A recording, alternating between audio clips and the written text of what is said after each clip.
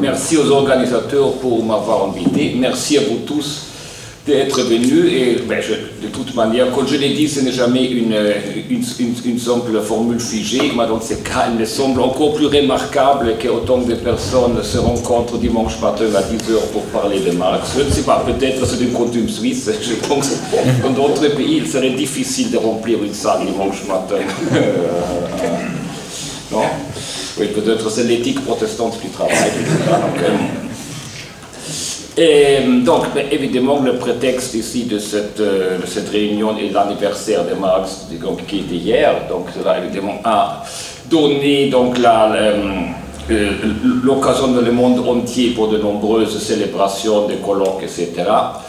Et évidemment, on peut dire que d'une certaine manière, Marx n'avait pas besoin de tel prétexte. Il est vrai qu'il y a énormément de personnages, donc on se souvient de leur existence seulement à l'occasion d'un anniversaire. Donc il y a tellement de poètes, d'artistes, d'intellectuels et d'autres. Donc quelques universitaires se souviennent que ce sont les 250 ans de je ne sais qui. Et donc on recommence à publier quelque chose autour. Évidemment, Marx n'avait absolument pas besoin de ça, parce que donc, Marx reste éternellement actuel, semble-t-il, au monde, pour toute la période que le capitalisme dure. Donc il est donc une évidence de dire qu'on a déjà déclaré plusieurs fois, maintes fois même, que Marx est mort. Donc déjà à la fin du 19e siècle, par exemple, en Italie avait paru un livre qui s'appelait, je crois, Carlo Marx in Soffita, donc c'est-à-dire Marx au grenier, qui nous mettons Marx au grenier. Et donc, je pense que Marx est probablement la personne qui a été déclarée mort le plus souvent dans l'histoire intellectuelle. Et évidemment, comme tout le monde le sait, la dernière fois en 1999, aussi parce que déjà, après la Deuxième Guerre mondiale, surtout les adversaires du marxisme, expliquer l'actualité continue de Marx avec le fait qu'évidemment une bonne partie de l'humanité vivait dans des pays où la doctrine de Marx était devenue une doctrine d'État. Mais donc cela est terminé pratiquement à la fin du XXe siècle, et donc personne ne va dire qu'aujourd'hui Marx est encore actuel, parce que en Chine, il existe un régime qui, par exemple, maintenant, a eu la mauvaise idée, je ne sais pas si vous avez lu ça, d'offrir une statue de Marx à sa ville natale, où d'ailleurs les forces politiques sont très partagées. Il faut donc dire qu'évidemment, le fait qu'on continue tellement à parler de Marx doit donc avoir d'autres raisons qui ne résident pas seulement dans une doctrine d'État quelque part, mais évidemment qui est aussi partie de son œuvre même. Et donc évidemment la première réponse qu'on donne, qui donne surtout ceux qui se réclament de Marx eux-mêmes, c'est de dire qu'on même avec l'écroulement des pays dits socialistes, évidemment le capitalisme n'est pas disparu. Nous sommes toujours dans une situation d'une très forte inégalité des richesses, de l'accès aux ressources. Et donc il y a donc une situation de conflit social et de lutte de classe qui en plus est aggravée par les crises écologiques. Et de même que le capitalisme, d'une certaine manière, est toujours le même, on peut même dire que le capitalisme est revenu, cette espèce de bête déchaînée qu'il est par son essence, et qui a été adomestiqué pendant quelques années après la Deuxième Guerre mondiale, surtout lorsque le pays capitaliste subissait la menace des pays socialistes.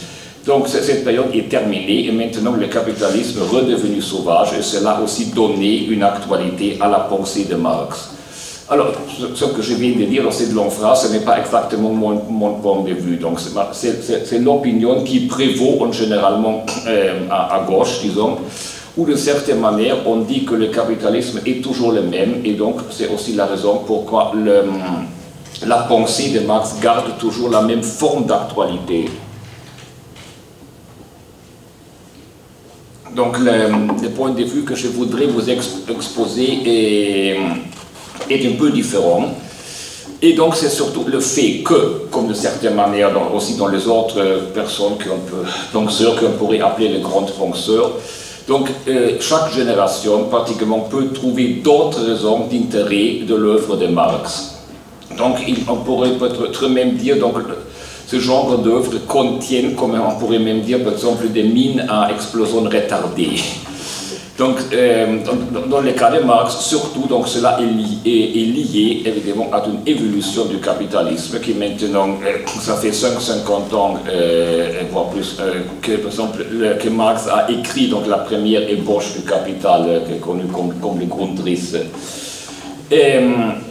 Donc, si donc la pensée de Marx était évidemment une analyse, disons, presque parfaite du capitalisme de son époque, justement, ce qui est si notable que toutes les très grandes évolutions qui ont eu lieu dans ce siècle et demi n'ont pas démenti la théorie de Marx, mais ils ne l'ont même pas confirmé dans tous les détails. En vérité, ce qu'on peut plutôt souligner, c'est le fait qu'il existe des parties de l'œuvre de Marx. On pourrait dire de cette manière, il existe c'est-à-dire de filières d'analyse de l'œuvre de Marx, qui n'ont peut-être pas retenu beaucoup l'attention de ses contemporains, mais qui ont développé aussi leur potentiel heuristique par la suite, qui donc de certaine manière aujourd'hui sont plus actuels que jamais. Tandis qu'il faut évidemment aussi admettre qu'une certaine d'autres parties de l'œuvre de Marx sont peut-être quelque peu caduques aujourd'hui. Ce ne veut pas dire qu'il était faux au début, mais c'est essentiellement dire qu'il faut distinguer entre une espèce de noyau du capitalisme qui reste le même, qui est à peu près le même aujourd'hui qu'il y a un siècle et demi, mais il existe aussi des formes de développement de ce noyau, donc il existe une espèce de surface empirique par rapport à l'essence, pour parler en termes philosophiques, qui évidemment a beaucoup changé. Et de même qu'il faut distinguer donc, entre une espèce de noyau du capitalisme et ses formes plutôt changeantes dans l'histoire, la même chose, on peut aussi la dire par rapport à l'œuvre de Marx même. Donc Marx même, avec une anticipation de certaine manière vraiment très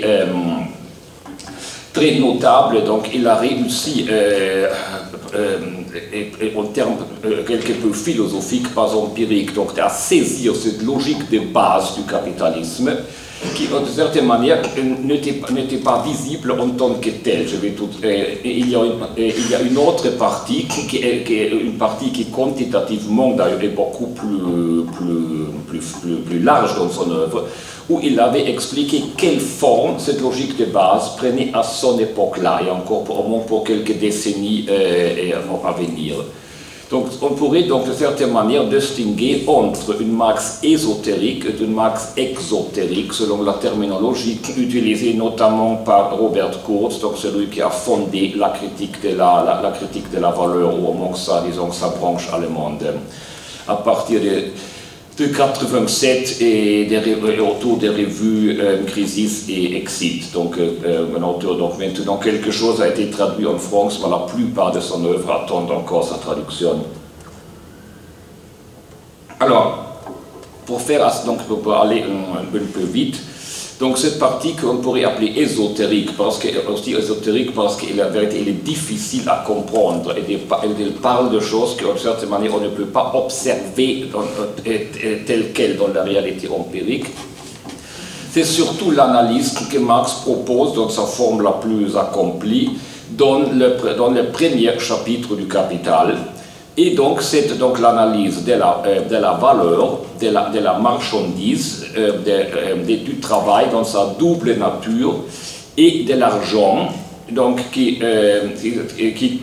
catégories de base, ces quatre catégories de base qui de certaine manière culminent dans le phénomène que Marx appelle avec un peu d'ironie le fétichisme de la marchandise, donc dans le sous-chapitre conclusif du premier chapitre du Capital. Alors, cette analyse de la logique de la valeur se trouve également de manière un peu éparse dans d'autres parties de son œuvre, notamment de sa critique de l'économie politique, de sa maturité, Mais comme je veux dire, sa forme la plus accomplie, c'est le premier chapitre du Capital, qui effectivement, en termes de pages, ne pèse pas trop lourd par rapport à l'ensemble de l'œuvre de Marx, parce que ce n'est pas là l'essentiel. Alors là, évidemment, je pourrais parler très longuement qu'est-ce que c'est que cette logique de la valeur, donc je vais être très bref, parce que sinon on ne va plus parler de rien d'autre. Donc c'est simplement le fait que les biens qui apparaissent sur un marché dans le capitalisme, donc ce sont des marchandises. Les marchandises ont une valeur, donc c'est la valeur qui n'est pas identique au prix. Donc le prix, c'est évidemment ce qu'on paye à la fin, mais les prix ne sont pas identiques aux valeurs, mais ils les suivent à la longue. Parce que la valeur est quelque chose d'invisible et qui est donné par le temps de travail qui a été nécessaire pour produire la marchandise. Et finalement, cette valeur est invisible après une série de transformations, donc apparaît sous forme d'argent et donc du prix. Donc ce sont donc ces quatre catégories, donc la marchandise, la valeur, le travail et l'argent.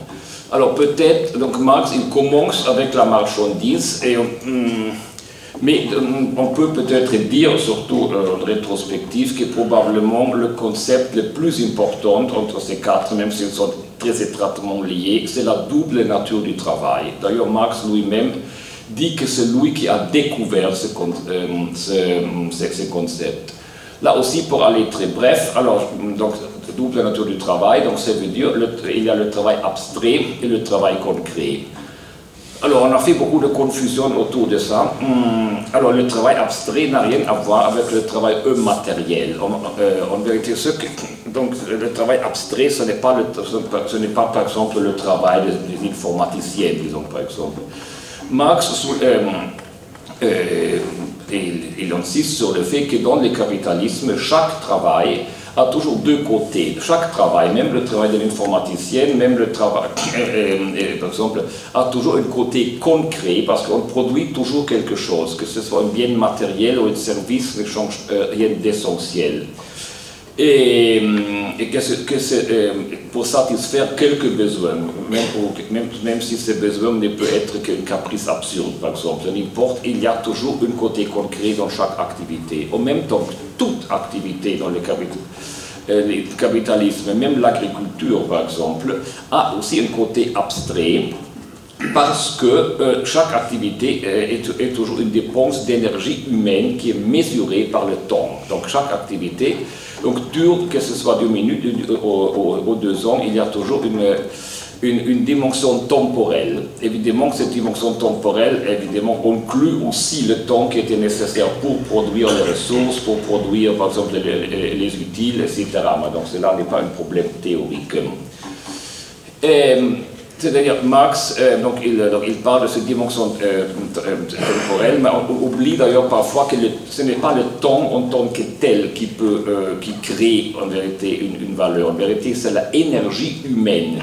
Donc, ce que dit Marx, c'est la dépense de muscles, nerfs et cerveau, en vérité, qui constitue ce côté abstrait.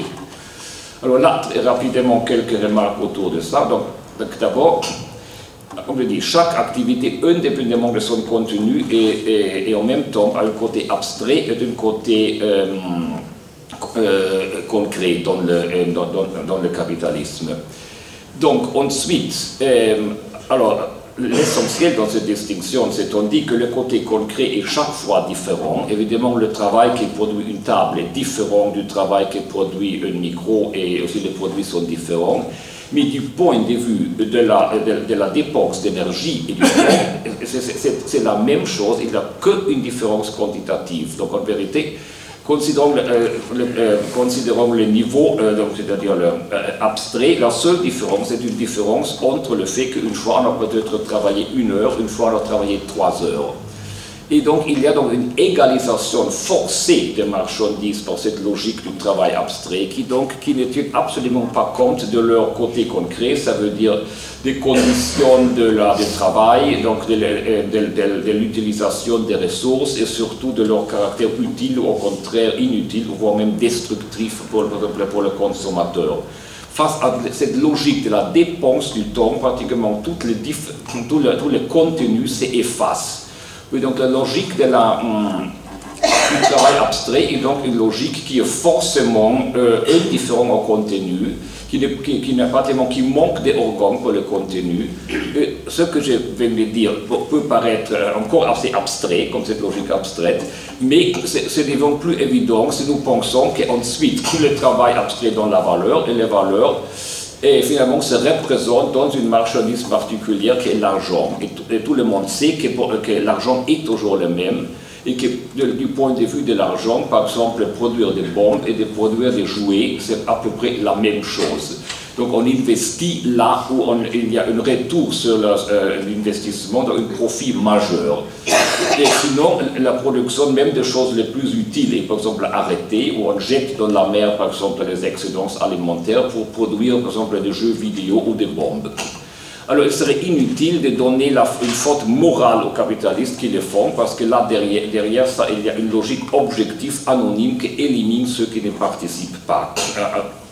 Donc il y a ce principe structurel qui est derrière et qui fait que le capitalisme est incapable de tenir compte d'aucune considération morale, voire même de distinguer entre, par exemple, construction et destruction, entre mort et vie, réside exactement dans cette espèce dans ce caractère aveugle du côté abstrait du travail, comme je dis, qui connaît excellemment un plus et un moins, mais jamais une considération des contenus. Là, évidemment, la seule chose qui intéresse dans ce régime-là, c'est la quantité de la valeur et le fait donc, qui est donné par le côté abstrait du travail et qui donc il faut donc que cette masse soit croissante, parce que la seule différence entre deux masses de valeurs, c'est leur quantité. Là, évidemment, il faut donc tout de suite ajouter deux ou trois choses. Encore d'abord, en vérité, ce qui intéresse les acteurs économiques, en vérité, ce n'est pas tellement la valeur en tant que telle, donc c'est la quantité de travail qui est représentée dans une marchandise, mais la quantité de survaleur qui donne le surtravail qui donne la survaleur, connue aussi comme plus-value. Donc ce qui est donc connu comme forme de profit. Donc c'est-à-dire la partie par laquelle le travail excède donc le travail qui est nécessaire pour reconstituer donc les conditions de départ. Merci. Mais l'attention des marxistes s'est toujours concentrée exclusivement sur cette question de la survaleur, donc où dérive la question évidemment de l'exploitation. Mais avant même de pouvoir expliquer qu'est-ce que c'est que la survaleur, il faut d'abord prendre en compte qu'est-ce que c'est cette logique de la valeur. Là, évidemment, les marxistes ont tenu très longtemps c'est-à-dire marxistes, surtout ceux qu'on peut appeler le marxisme orthodoxe, ont tenu assez peu compte de cette analyse marxienne de la logique de la valeur. Et donc, ils ont de certaine manière considéré la valeur, l'argent, le travail comme des catégories naturelles, comme des choses qui existent toujours dans toute société, avec quelques variations. Et en vérité, ils se sont intéressés aux formes spécifiques qu'ils ont prises dans la société capitaliste. En vérité, l'important de l'œuvre de Marx est justement de montrer que ces catégories, donc la double nature du travail, l'argent, la marchandise et la valeur, d'abord ne sont pas naturelles parce qu'elles n'existent que dans la société capitaliste. Là, il est vrai que Marx est quelque peu, un peu vague, donc là on trouve quelques explications contradictoires. Mais là aussi, comme toujours, l'important n'est pas de s'accrocher au mot exact de Marx, mais d'utiliser surtout sa méthode, d'utiliser son approche.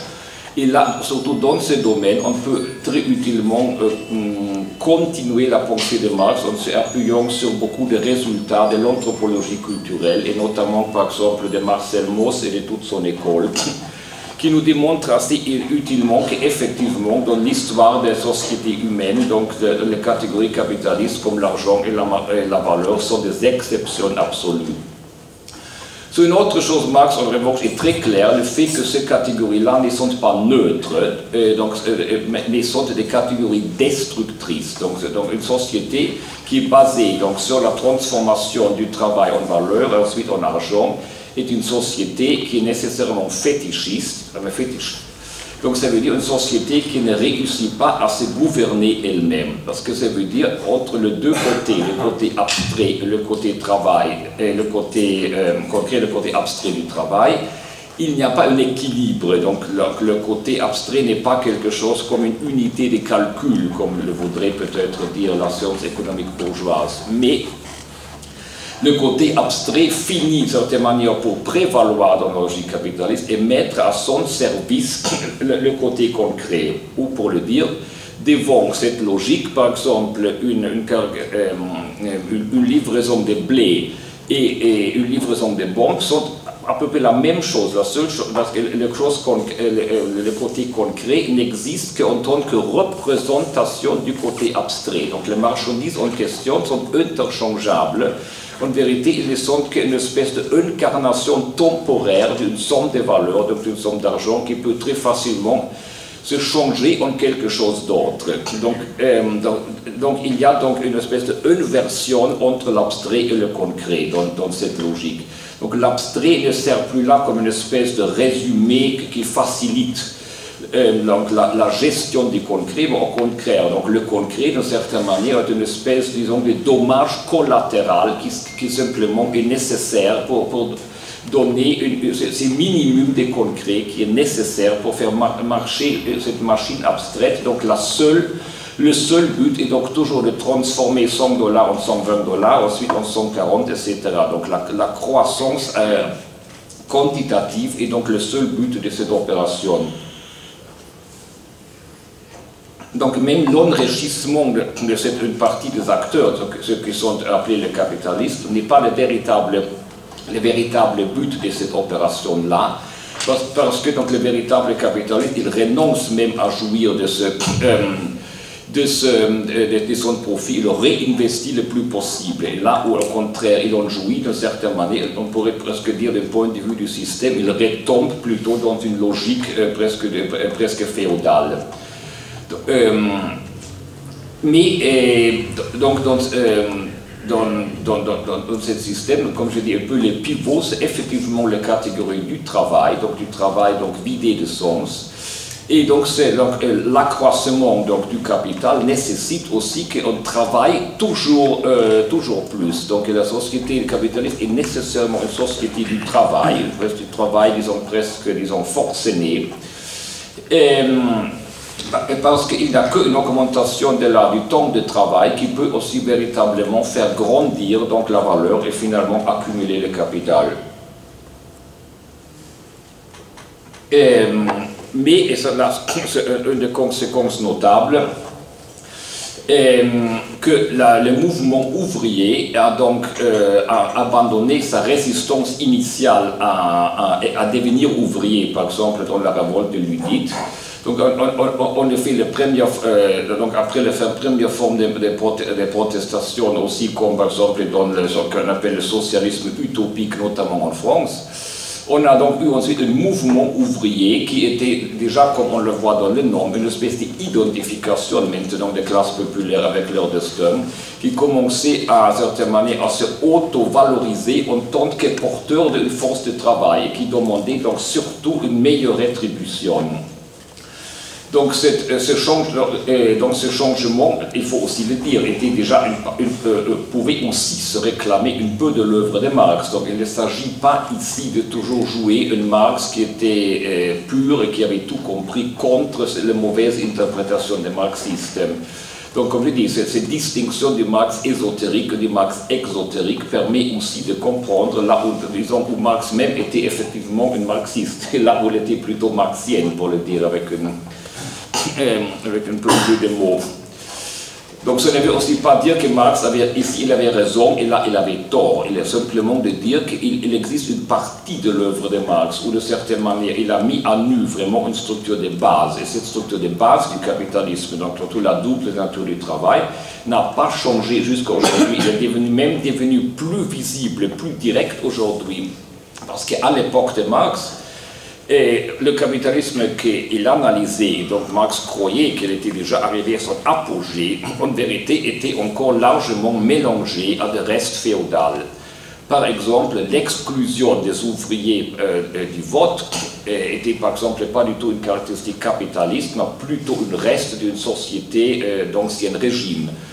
Voilà, donc par exemple, l'élargissement du droit de vote, en vérité, a plutôt comporté donc, une identification, une intégration de couches populaires, donc, qui ont de certaine manière absorbé la logique du travail, qui le trouvait maintenant normal de travailler, de gagner de l'argent, et qui demandait simplement un meilleur partage. Donc effectivement, le mouvement ouvrier est donc devenu surtout à se concentrer son attention sur toutes les questions de distribution de la richesse capitaliste, sans pratiquement plus mettre en question la nature de cette richesse. On ne faisait pas de distinction entre la richesse concrète, c'est-à-dire la masse des objets et des services qui peuvent vraiment améliorer la vie, et leur représentation dans une somme d'argent, ce n'est pas du tout la même chose.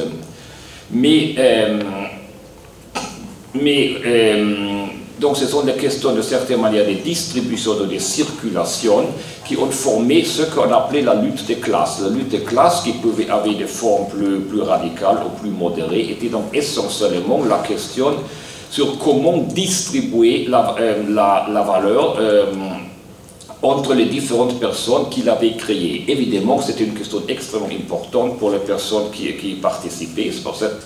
C'était évidemment, ça pouvait même être une question de vie et de mort, de certaine manière, ou de toute manière une question d'accéder à un minimum de vie supportable. Mais il faut quand même aussi se rappeler que dans toute cette lutte était rarement vraiment en jeu la sortie d'une société capitaliste. Il s'agissait de certaine manière simplement de son amélioration. Donc, et les différences entre les familles donc, qui se réclamaient de Marx, entre sociodémocrates et socialistes d'un côté et léninistes staliniens de l'autre côté, étaient essentiellement une question sur les méthodes pour organiser cette distribution meilleure. Donc si cela devait être une voie pacifique et légale ou une voie révolutionnaire.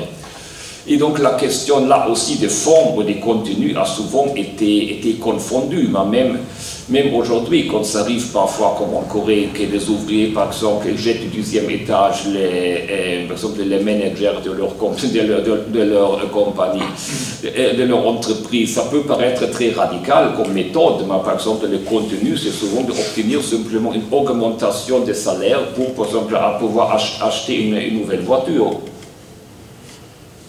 Tout cela, ça peut paraître compréhensible du point de vue des individus, donc il ne s'agit évidemment pas de juger en surplomb ces formes, mais un regard historique doit aussi admettre que toutes ces formes de lutte et les critiques qui les accompagnaient sur le plan intellectuel restaient très immanents au système. Et donc, je voulais donc rapidement indiquer quelques questions d'aujourd'hui où justement une relecture de Marx peut nous aider à mieux le comprendre, parce que là je suis sûr que même si on réduit l'œuvre de Marx essentiellement au Marx, disons, ésotérique, même si nous admettons qu'une partie de ces analyses de son temps est largement dépassée, je dis, ce n'est pas dire que c'est faux, mais nous ne pouvons pas aujourd'hui directement, par exemple, analyser la situation politique en nous basant, par exemple, sur la guerre civile en France, c'est le livre où il avait commenté la Commune de Paris. Même en développant, évidemment, en continuant à penser, donc selon donc, ce que Marx avait déjà dit dans son analyse de base, on peut quand même, par exemple, dire des choses très importantes sur ce que nous appelons la crise écologique ou donc la crise de fondement de la vie. parce qu'aujourd'hui, il existe donc, évidemment, il y a beaucoup de préoccupations sur la destruction de la nature, il y a beaucoup de propositions qui, d'une certaine manière, équivaut à tenter de vider la mer avec une cuillère. Donc nous voyons que toutes les initiatives des États ne portent absolument à rien, donc toutes les conférences sur le climat, etc., même avant Trump, donc on n'a jamais même pas ralenti le rythme de la destruction de la nature. Il y a donc d'autres approches qui veulent inculper l'être humain en tant que tel, donc par exemple dans les courants, donc, comme on appelle Deep Ecology, ou dans d'autres formes, ou même dans la pensée qui est maintenant de l'anthropocène, donc ce serait l'être humain en tant que tel, qui depuis des millénaires perturbe l'équilibre écologique. Par rapport à ça, donc, il y a quand même une chose assez élémentaire, mais qui donc, on ne se souvient pas très souvent. Dans ces débats. Alors, reprenons donc la distinction entre richesse abstraite et richesse concrète. Donc, la richesse concrète, comme je dis,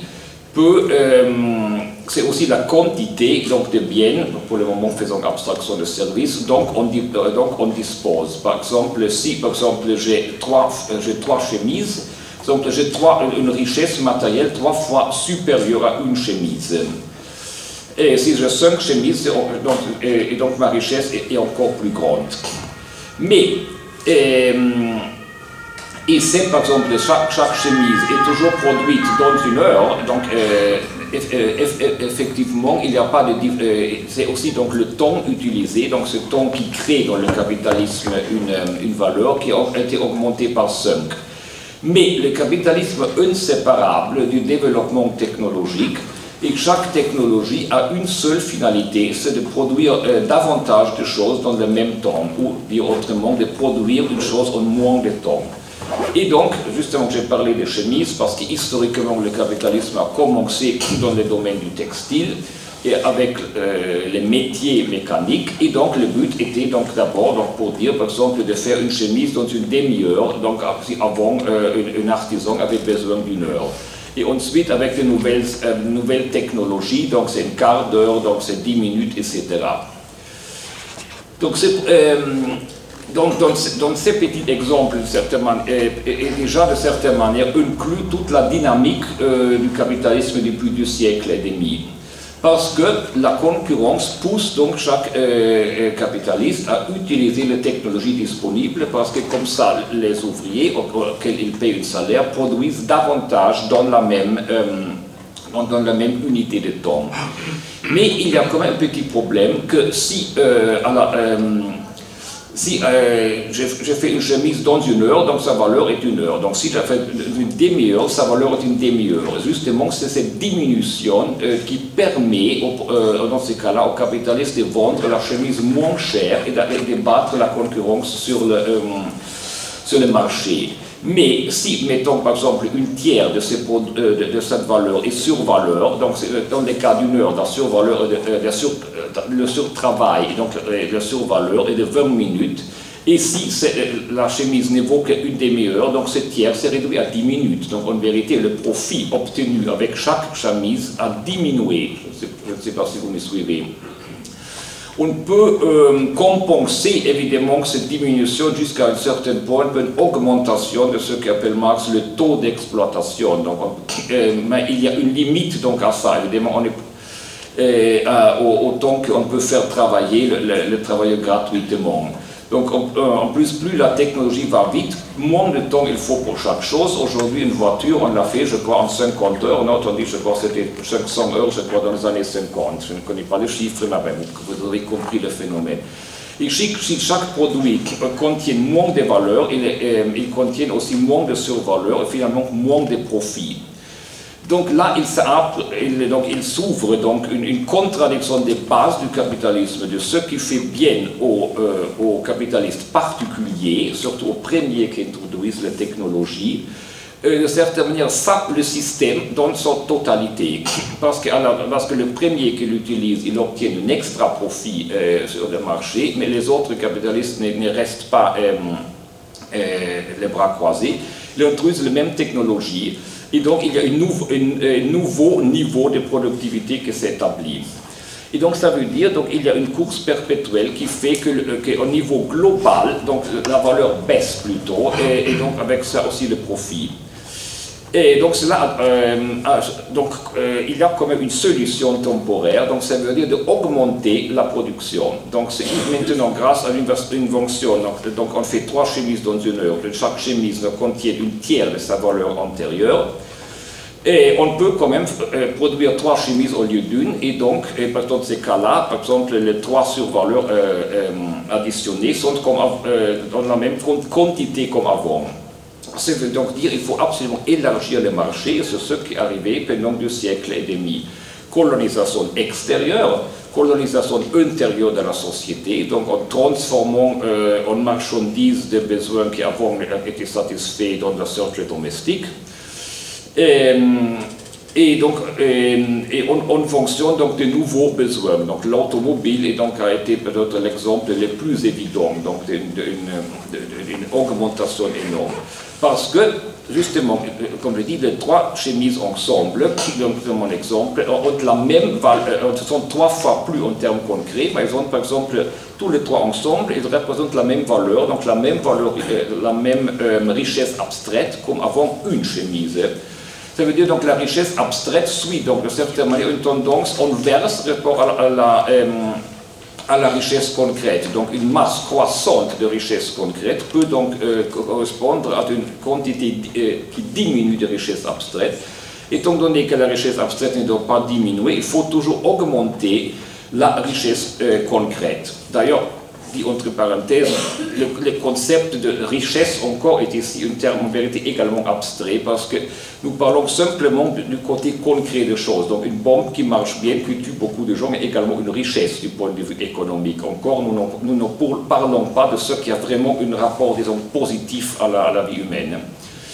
Et donc cela veut aussi dire, pour arriver là où je voulais venir, que le capitalisme est condamné à une croissance exponentielle de la production.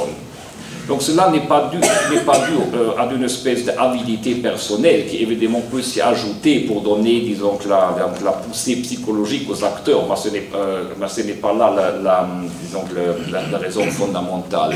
Donc pour éviter cette chute de la masse des valeurs, et de survaleur, il faut produire toujours davantage.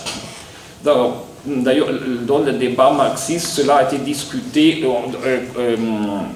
avec le nom de chute du taux de profit, mais en vérité, le taux de profit, donc Marx parle dans le 3e volume du Capital, en vérité n'est qu'une partie du problème, parce qu'en vérité, ce n'est pas seulement le taux de profit de la marchandise particulière, mais aussi la masse des valeurs de toutes les marchandises ensemble qui diminue à la longue. Donc c'est un phénomène que Marx n'avait pas encore vraiment pu prendre en compte d'une circonstance de son époque.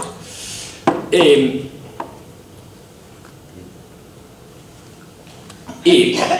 donc, parce que, comme je dis, la richesse abstraite n'est que donnée par le temps de travail, et donc ce qu'on fait dans une heure vaut toujours une heure. Donc si on fait 100 chemises dans une heure, les 100 chemises valent une heure comme une fois c'était une chemise artisanale. Mais du côté concret, il n'y a pas une diminution de l'usage des ressources, et de toute manière pas de la même intensité. Il est vrai qu'évidemment une partie de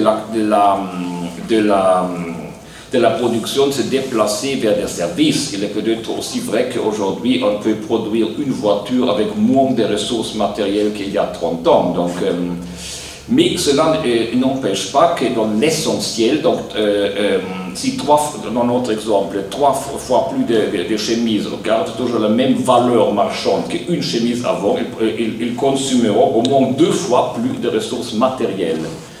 Et donc déjà, je pense dans cette...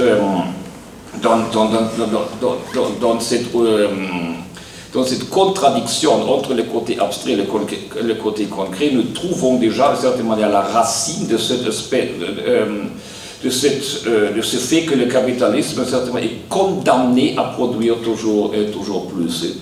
Et voilà pourquoi il ne peut pas y avoir quelque chose comme un développement durable ou un capitalisme raisonnable, une économie verte, d'autres choses. Donc là où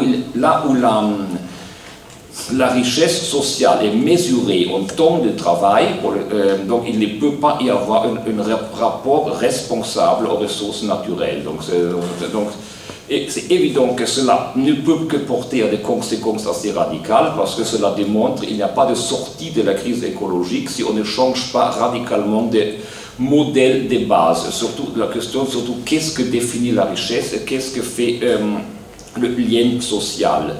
D'ailleurs, je trouve assez intéressant ceux qui font les auteurs de la décroissance. Ils ont effectivement mis le doigt sur des choses assez importantes.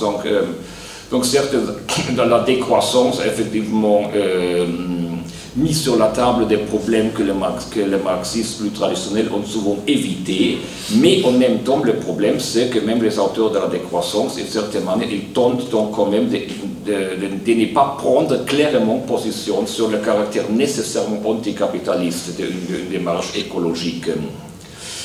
Alors, une deuxième chose, donc je vois que le temps passe vite, oui.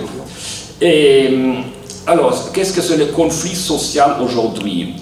Évidemment, les luttes des classes existent toujours, mais il faut aussi dire qu'une bonne partie de lutte des classes que nous avons eue tout le long du XXe siècle, comme je dis, n'était pas une lutte pour sortir de la société capitaliste, mais était essentiellement une lutte plus ou moins pacifique ou plus ou moins violente autour de la redistribution de quelque chose qu'en tant que tel, on y mettait plus en question. Donc on avait déjà accepté le fait que la vie se résume à une quantité d'argent, et la question est simplement qui doit avoir combien d'argent en fruit de son travail.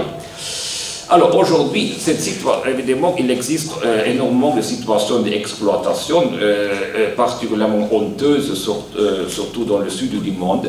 Mais il y a un autre problème qui s'est ajouté, et c'est l'existence d'une humanité superflue, surnuméraire, donc des masses de personnes qui ne constituent plus ce que Marx avait appelé l'armée industrielle des réserves. Ce ne sont pas des personnes qui sont temporairement au chômage et qui veulent un jour vont être réintégrées.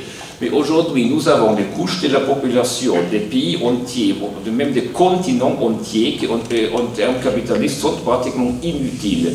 Le développement technologique a fait de manière qu'on n'a plus besoin de la force de travail et on n'aura jamais besoin de la force de travail. D'ailleurs, même les travaux délocalisés, par exemple en Bangladesh, d'ailleurs, ils découvrent maintenant que certaines technologies, par exemple, peuvent même remplacer, par exemple, le travail à la machine à coudre, etc. Donc, à la longue, le capitalisme, le capital n'a plus besoin de l'humanité. Donc là, nous rencontrons vraiment un énorme paradoxe. Aussi parce que rappelons-nous que là, c'est un autre thème un peu difficile, et ce n'est pas tout travail qui crée de la valeur, c'est très important. Donc Marx avait déjà démontré, il existe des travaux qui reproduisent le capital, donc notamment le travail industriel, et d'autres travaux, notamment dans les services, qui en vérité ne font que consommer donc, la valeur qui a été produite dans d'autres sphères. Alors ce problème est assez difficile dans le détail, mais on peut quand même dire que ce n'est pas toute personne qui travaille qui nécessairement contribue à la bonne marche du capitalisme. Il y a énormément de choses qui, du point de vue du capitaliste, ne vivent qu'aux dépenses de sphères productives. Donc en vérité, aujourd'hui, les personnes qui sont employées d'une manière productive pour le capital sont une minorité, peut-être une petite minorité dans le monde. En vérité, donc, la rentabilité du système a déjà beaucoup diminué à partir des années 70, et là aussi, pour le dire très brièvement, ce que l'énorme augmentation de la sphère financière et du crédit qui a permis de cacher ce fait que le capitalisme, selon ses propres critères, en vérité, a déjà fait faillite longtemps. Il n'a pas fait faillite face à une révolution ou face à des prolétaires en colère. En vérité, le capitalisme a rencontré ses propres limites, donc à partir des années 70. Donc c'est une crise qu'on peut dire endogène, à laquelle évidemment s'ajoute la crise extérieure donnée par l'épuisement des ressources naturelles. mais il y a aussi une crise interne, simplement, parce que je dis, la seule façon donc, pour créer de la valeur, c'est d'exploiter de la force de travail, et il faut l'exploiter selon les standards de productivité, c'est là la chose importante. Et cela est devenu extrêmement difficile à cause de l'emploi croissant de technologies, qui, comme je dis, a accompagné toute la marche du capitalisme, mais qui de certaine manière a dépassé vers les années 70 avec la microélectronique. Elle a dépassé une seuil où il n'était plus possible de la compenser avec une augmentation de la production. Par exemple, l'informatique, pratiquement, ne pèse absolument rien en termes de valeur. Une fois fait, par exemple, un logiciel, une fois développé, peut être reproduit des milliards de fois, pratiquement sans aucun travail. Et donc cela porte d'un côté donc comme je dis, à un phénomène qui n'est plus l'exploitation classique, mais quelque chose qui peut être encore plus grave, c'est-à-dire simplement de être plus nécessaire. Donc d'être de certaine manière donc, considéré comme une espèce de poids pour la marche du monde. Et donc là, donc, par exemple, on a même commencé à parler de la humanité déchet. Donc toutes les personnes dans le sud du monde qui vivent pratiquement en cherchant quelques restes utiles dans les énormes montagnes de déchets, sont de certaine manière. Donc vraiment la figure presque ultime du capitalisme, tandis que l'exploité classique, pour mal qu'il va, il a encore il gagne encore un peu sa vie et surtout il peut s'opposer, il peut par exemple faire grève éventuellement. Donc ça ne veut pas dire que c'est moins grave de vivre comme une ouvrière en Bangladesh exploitée, mais je veux dire, donc l'humanité superflue représente peut-être un degré encore plus grave, et surtout des gens qui n'ont pratiquement plus aucune manière directe de pression. Et, alors pour terminer, donc l'actualité de Marx réside donc aussi, je dirais, dans la possibilité de critiquer beaucoup d'approches discutables, parfois dangereuses face à la crise du capitalisme. Donc il y a aujourd'hui beaucoup d'interprétations qui, par exemple, sous le nom d'anticapitalisme, ne font que critiquer la seule phase néolibérale du capitalisme et qui évoquent, par exemple, comme antidote à ça, un retour à l'état social, un retour à l'état fort, la croissance, le retour aux 30 glorieuses. Donc très souvent, lorsque on parle d'anticapitalisme, en vérité, on exalte simplement une phase passée du capitalisme qui apparemment était plus humaine, plus limitée face donc, à ces dérives extrêmes donc, à l'époque du néolibéralisme. Et donc, comme je dis, cette approche me semble presque, je dirais, peut-être aussi dangereuse parce que d'abord, comme je dis, il ne porte pas très loin. Ensuite, parce qu'il donne toute la faute à la finance. Souvent, il semble qu'en vérité, dans ce domaine-là, on exalte même l'honnête travailleur et l'honnête épargnant qui serait de certaine manière défraudé par la haute finance, par les banques, la spéculation, les hommes politiques corrompus, etc. Ce qu'il a aussi, évidemment, il est vrai, il y a beaucoup, il y a la spéculation, il y a les hommes politiques corrompus, etc. Mais c'est là aussi, il faut dire d'abord, c'est un phénomène partiel de quelque chose de beaucoup plus vaste, cette crise du capitalisme. De mettre l'accent trop fortement sur la finance, d'ailleurs, porte souvent aussi à des théories de la conspiration, souvent aux accents antisémites. Il faut plutôt reconnaître que la croissance du crédit et de la finance n'est pas la cause de la crise du capitalisme actuel, mais en vérité est une conséquence. Donc le problème est dans le manque de rentabilité donc, qui est causé par la technologie. La finance, donc le fait que les marchés financiers ont grandi 10 fois plus vite que les piles dans les dernières 30 ans, et donc cette croissance de la finance, et en vérité, a plutôt aidé le capitalisme à survivre, inclut aussi tous les postes de travail, et donc nos pensions, nos salaires, etc. Donc cette fiction partagée de la finance a en vérité encore donné quelques décennies de vie, disons, sous profusion, dans un système qui en vérité a déjà joué toutes ces cartes. Donc on devrait, dans ces cas-là, on devrait presque avoir de la gratitude donc, pour la sphère de la finance, qui de toute manière, donc, comme je dis, a permis à donner qu'une espèce de béquille à un système absolument malade. Mais il y a peu de gens qui arrivent à cette conclusion. On verse la responsabilité, on dit que s'il n'y avait pas ce voleur dans la finance, on pourrait recommencer avec un système véritable de production, un état social, etc. Et voilà pourquoi cette approche est aussi politiquement dangereuse, parce que le fait de donner toute la faute donc, à des petits groupes humains donc, qu'on localise dans la finance, ouvre effectivement toutes les voies d'une espèce de populisme transversal où donc des idées de gauche, transmettées de gauche et de droite et d'extrême droite donc, se mélangent donc dans une espèce de théorie de la conspiration globale et donc qui donne également donc toute la faute aux bureaucraties de Bruxelles, etc. Et en Italie, avec le 5 étoiles, nous avons déjà d'ailleurs le premier grand fruit de cette espèce de populisme transversal. Donc ça veut donc aussi dire,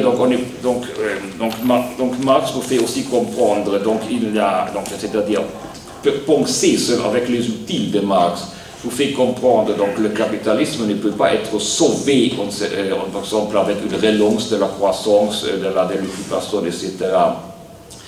Qu'il ne peut pas être remplacé par l'État, parce que l'État n'existe que comme partie du système capitaliste et comme une partie subordonnée, qui d'ailleurs est financée toujours par le capital. On ne peut pas domestiquer la logique du capitalisme avec une intervention de l'État. Donc, donc il y a toute une partie de la gauche, notamment en France, qui vivent sur cette illusion dangereuse.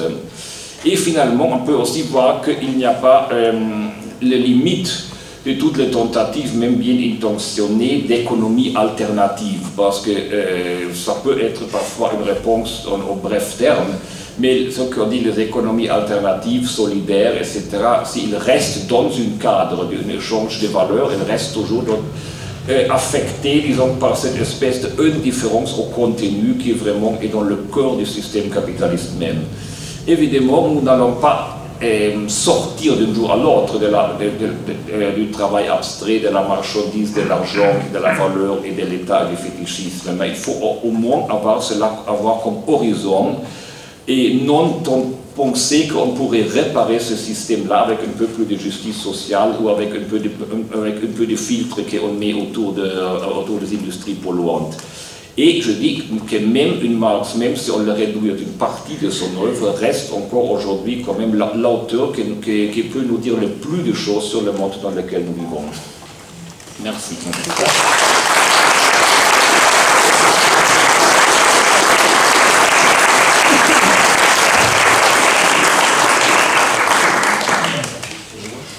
Alors, merci beaucoup. Merci pour cet exposé.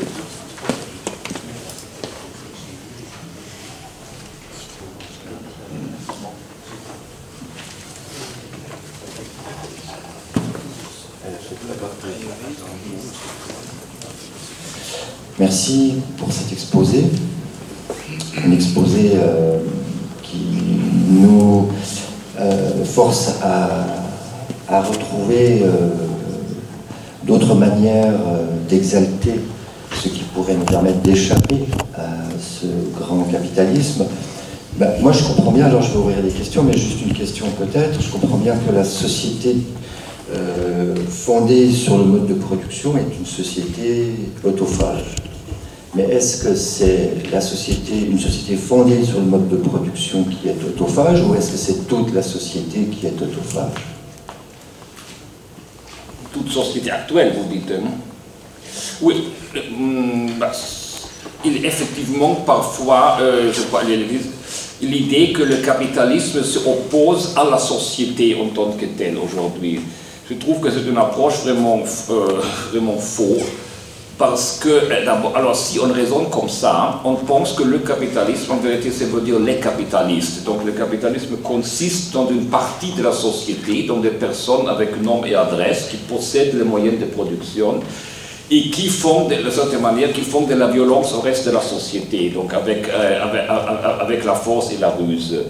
Et c'est une idée assez répandue. Je pense que même le slogan le plus malheureux du siècle, je crois, donc nous sommes le 99%, d'une certaine manière, se base justement sur cette idée que le capitalisme est une affaire de petits groupes de personnes égoïstes avec des mauvaises intentions. Je dis que là, on arrive assez rapidement même aux théories de la conspiration. Non, le capitalisme est un rapport social, ce n'est pas un groupe de personnes. C'est un rapport social qui comprend tendanciellement la totalité de la société. Pas toujours du même degré, évidemment, et même historiquement, peut-être ça n'a pas toujours été comme ça. Il y avait effectivement un moment où le capitalisme était de certaine manière une espèce, disons, de tumeur de la société qui encore n'avait pas complètement envoyé partout ses métastases, donc dans une première phase. Mais après plusieurs générations, donc nous sommes de certaine manière tout pris dans des rapports capitalistes, dans le sens que nous sommes tous habitués à mesurer, par exemple, notre vie, surtout sur la quantité de l'argent de laquelle nous disposons, et donc à imaginer de façon comment obtenir cet argent avec notre travail.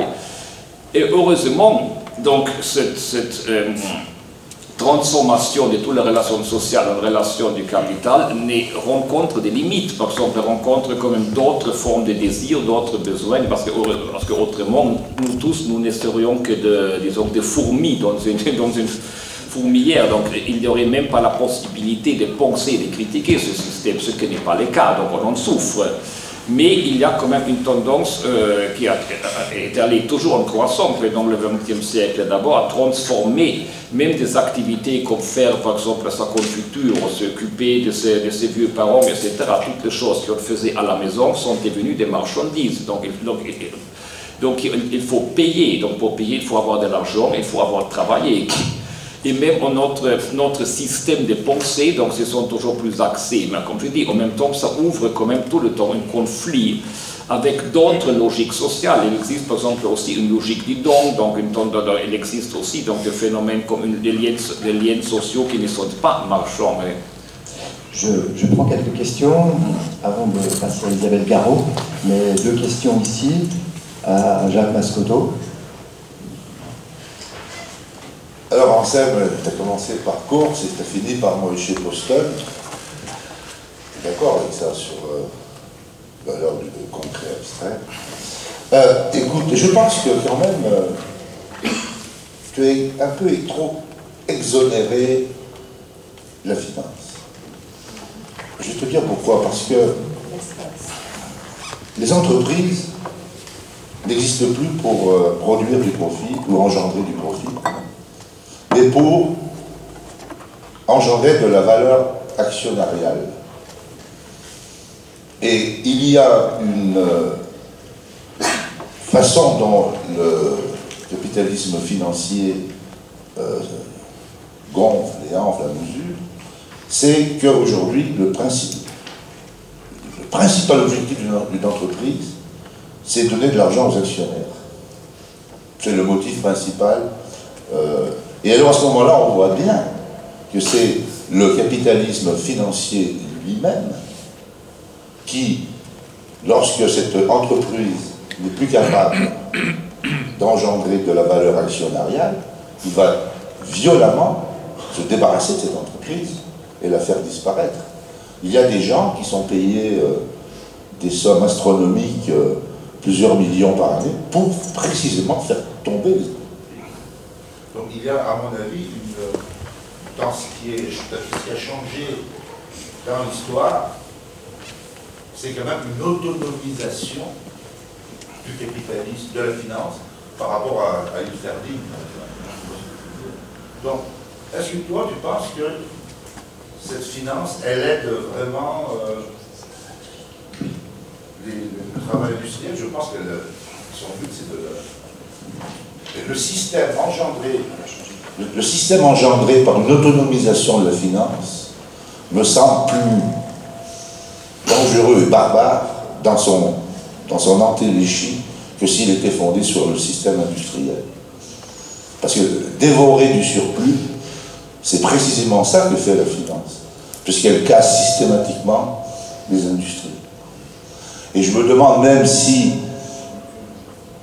si les guerres actuelles, les guerres d'intervention, Irak, Afghanistan, elles ne sont pas faites pour être gagnées, elles sont faites pour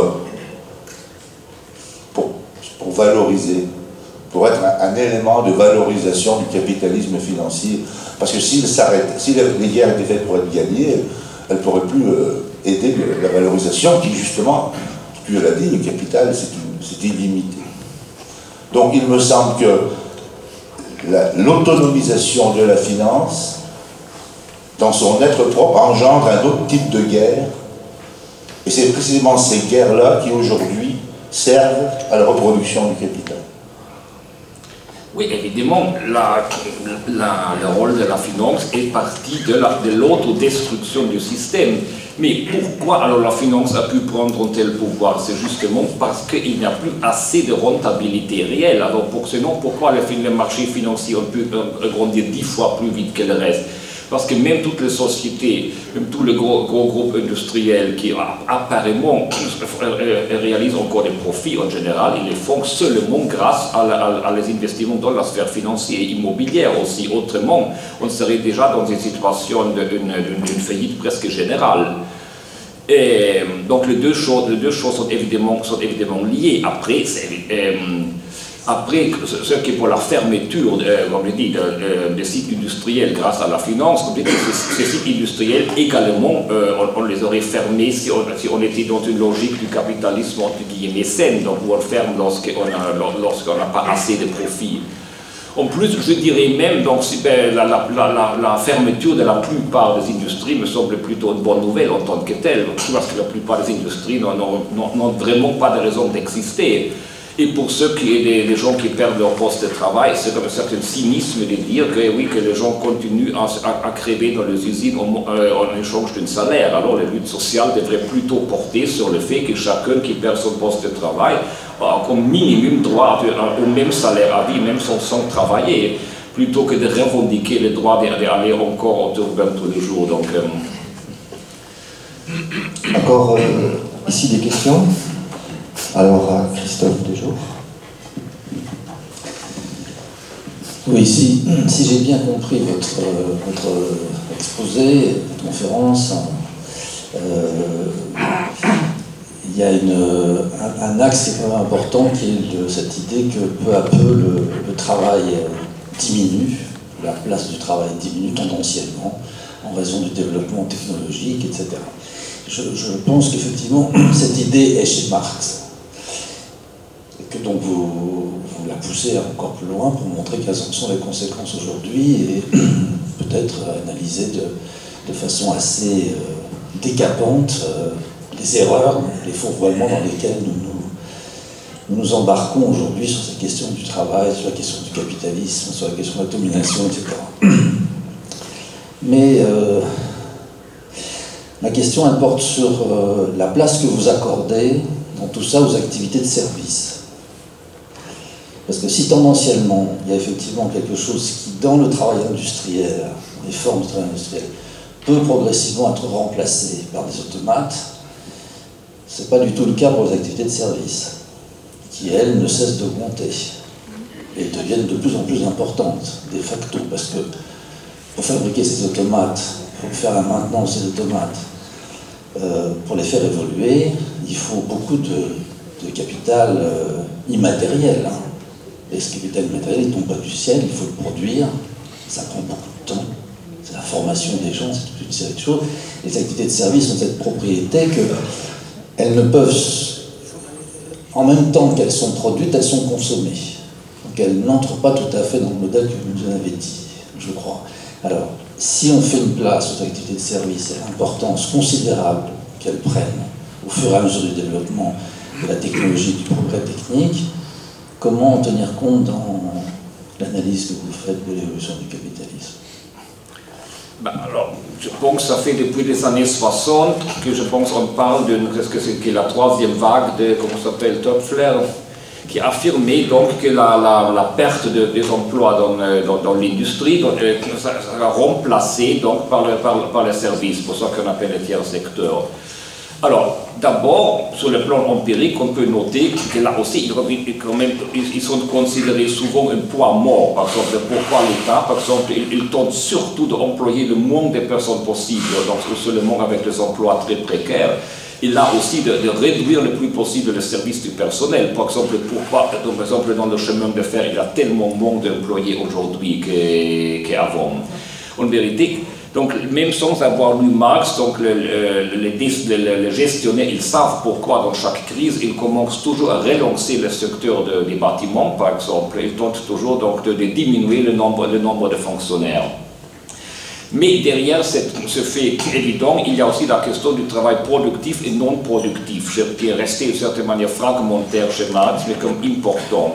Je me dis, il n'y a pas toute activité que reproduit le capital. Il y a des autres activités qui ne font que créer les conditions, donc qui donnent les cadres pour permettre l'accumulation du capital, mais qui ne le font pas en tant que tel. Par exemple, dans une usine, par exemple, très banalement, par exemple, le nettoyage est nécessaire, mais le nettoyage ne contribue pas à la valorisation du capital. Donc, avec moins de personnes, on peut effectuer le nettoyage, mieux c'est pour l'usine.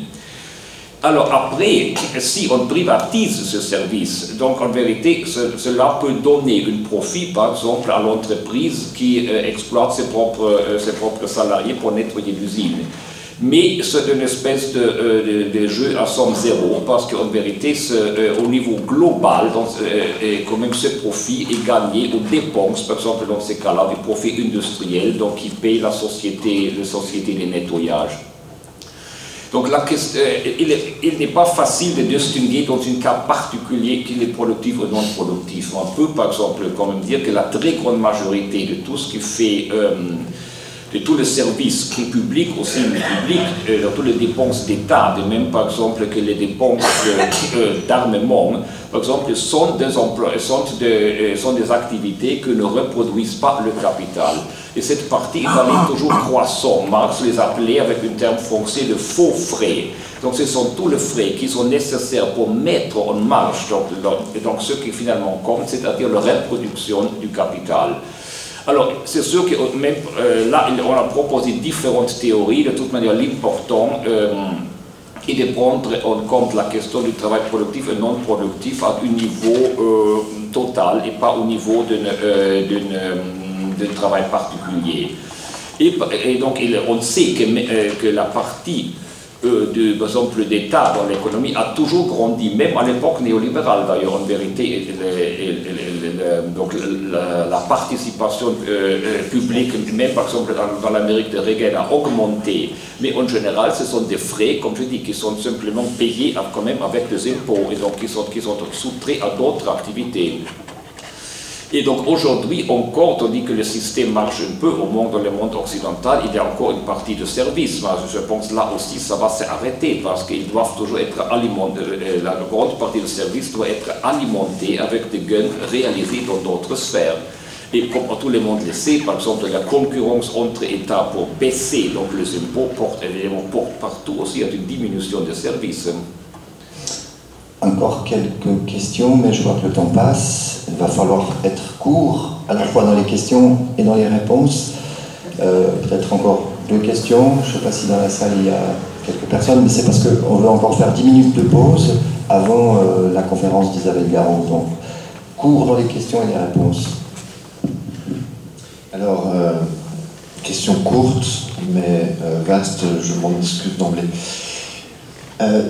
Dans l'analyse que vous proposez, qui je trouve extrêmement stimulante, ce regard à partir de la question de la valeur et pas celui de la survaleur, qui vous amène dans le fond à faire une critique, je pense nécessaire, d'à peu près tout ce qui existe en termes de critique et de mouvement anticapitaliste, en termes de finances, en termes de perspectives salariales, comme on l'a vu l'autre jour avec Bernard Friot. On a parlé d'activités déontiques hier, autour de la question du travail, de la possibilité de reconstituer une forme de vie collective ou auto-organisée. Vous avez évoqué la décroissance. Dans le fond, il ne reste plus grand-chose. Et vous avez prononcé un mot qui me semble important, c'est contradiction. Donc, dans l'idée de contradiction, il y a l'idée que quelque chose nie un élément qui s'est installé. Et moi, j'ai envie de vous poser la question, finalement, quelle serait la contradiction, quelle serait l'instance qui nierait ce capitalisme qui s'est installé de partout? Le fait même qu'évidemment il ne permet, d'abord, il ne permet souvent même plus de se reproduire d'une manière, même de manière physique dans une partie du monde. Il menace directement la survie des individus. Il menace partout quand même ce qu'on peut appeler une forme de bien-être, pas bien-être dans le terme des marchandises, mais nous avons quand même également des besoins quand même de proximité avec les autres humains, d'amour, d'amitié, donc des rapports sociaux, des rapports communautaires. Et donc on voit que ce besoin, de certaine manière, heureusement, font toujours reface. Donc cette dystopie libérale d'un être humain qui vit tout le temps seulement pour maximiser son profit, on voit que ça ne marche absolument pas dans la réalité. Donc les individus, ils y tombent vraiment, ils craquent, donc ils finissent donc pour assumer des comportements ou dépressifs ou extrêmement destructeurs, comme c'est souvent le cas.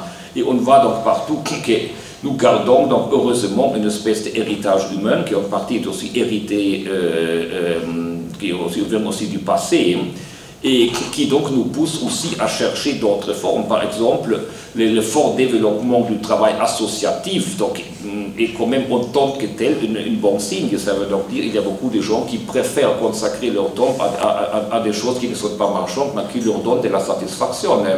Donc heureusement, nous ne sommes quand même pas simplement des marionnettes de la logique du capital, même si cette logique tente toujours plus de coloniser nos vies, mais ça ne peut jamais marcher. Donc une société complètement capitalisée serait aussi une société totalement morte. Et évidemment, l'autre grande limite sur laquelle se heurte, c'est évidemment la limite écologique. Donc évidemment, donc nous serons forcés, de certaine manière, de nous inventer une autre forme de vivre qui, maintenant, je crois, il y a cette date de chaque année où on a terminé de consommer les ressources produites de l'année, on commence de certaine manière à consommer les réserves, et chaque jour, ces jours, je pense en général, c'est à septembre, on calcule, et chaque année c'est avancé, par exemple. Et donc là aussi, je pense que la crise écologique va peut-être aller encore plus rapidement que la crise du capitalisme lui-même en termes économiques, à nous forcer à inventer d'autres solutions. Mais en même temps, il ne faut pas croire dans la valeur pédagogique des catastrophes, comme certains l'ont appelé. Donc, les dangers, en tant que tels, peuvent générer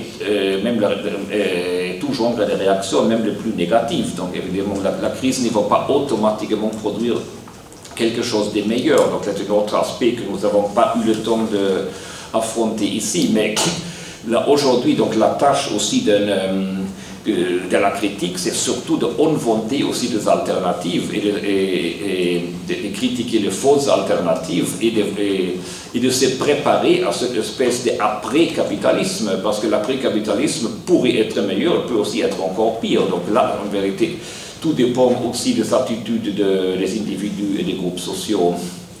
Parce que, je te vois avec ça, dépasser l'argent, le travail et la valeur, aujourd'hui, n'est pas un programme utopique, comme on dit, oui, c'est très joli, mais c'est trop vaste, trop utopique. En vérité, c'est ce qui déjà arrive. Il y a toujours moins de travail, il y a toujours moins d'argent valable, entre guillemets, en termes capitalistes, c'est-à-dire que le fruit d'un travail du passé, il y a toujours moins de valeur, etc. Donc, en vérité, cette crise est déjà en acte. La question, c'est plutôt comment réagir à cette crise-là, et non comment la provoquer. Merci beaucoup. Moi, je propose qu'on arrête ici. On peut toujours prolonger la discussion, sinon on va entamer trop de temps. On fait une pause de 10 minutes et on reprend à 11h30. Ah, oui, et puis...